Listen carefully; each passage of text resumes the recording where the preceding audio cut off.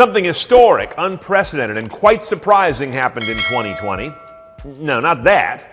A big spike in highway fatalities related to more drunk driving and less seatbelt use.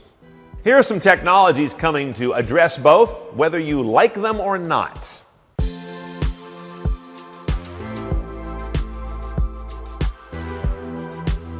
The preliminary highway fatality numbers from the federal government have just come out, and they're not good. The line goes the wrong way. We drove 13% less in 2020 compared to 2019 due to the pandemic, yet total fatalities went up 7% year over year, pushing 39,000. That sets us back about a decade. And alcohol use and lack of seatbelts, and often the two at once, are cited as the two leading behavioral causes. Now, we've all read about some of the trends toward riskier behaviors that many people have exhibited during the stresses of the COVID pandemic, and I'm certainly not here to offer myself as any expert on what that's all about. But here are some technologies that might bend the curve of what that risk-taking is causing in the automotive sphere. For example, that trillion-dollar infrastructure bill being debated in Congress, at least as of our taping here, early August 21, has a section in it that would require, within 3 years, the federal government transportation regulators set up some safety guidelines for how an alcohol detection system would work in cars, and I'm talking about all new cars going forward, then give automakers just 2 years to come up with a way to implement it, and have a FAR deadline of 10 years by which, if it can't be fully accomplished, you get called back onto the carpet in front of Congress to explain why. Now, you can be sure what's being envisioned in this regulatory language is not that every car suddenly gets one of those clunky alcohol detectors that are often court mandated when you've had a DUI or 2 or 3. Instead, we're talking about a push toward passive alcohol detection, where you barely do anything except get in the car and drive. I recently did a video rounding up a number of passive alcohol detection technologies that you may want to take a look at. They all come at it from some different angles, but I think out of that horse race, someone's going to crack the code on acceptable passive alcohol detection in every car sold new. But perhaps even more notable is the recent news from ACTS, the Automotive Coalition for Traffic Safety, working with a federal program called DADS, Driver Alcohol Detection System for Safety, that they now are ready as of late 21 to offer up the source code for a blueprint on a system that can go into commercial vehicles ASAP. The driver gets into the cabin of their commercial vehicle, whatever it may be, and they puff a little breath of air toward a sensor in the vehicle.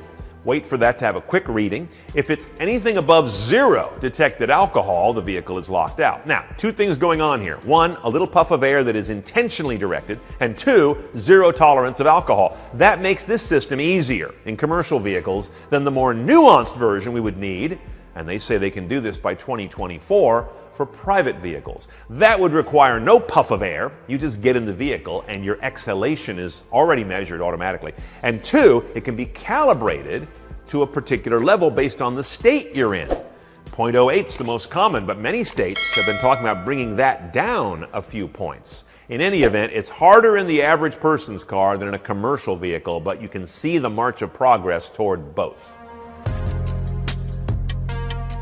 The other half of this trend line toward greater highway fatalities has been reduced seatbelt use.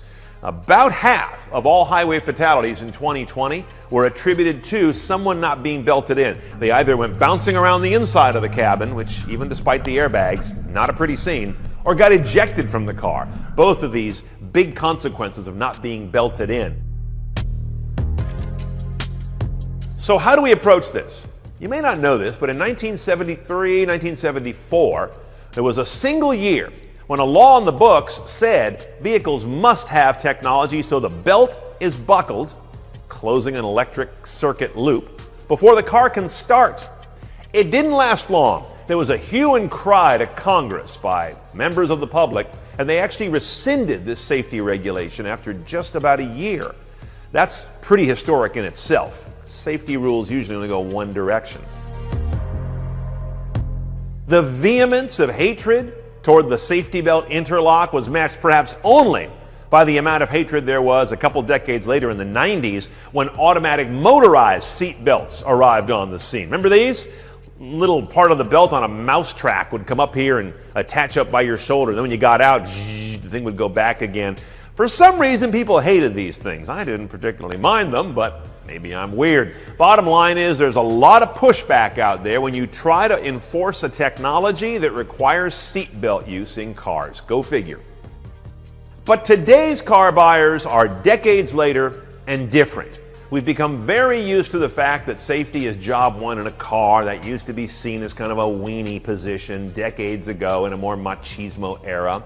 And I think a younger car buyer today really looks for a car that is safety first, other stuff second, third, and fourth. I think there's a place to put these technologies on the stage again. But General Motors has already gone there. They've got something called buckle-to-drive technology. It was announced right before the pandemic hit. I think a lot of people didn't notice it. I know I didn't.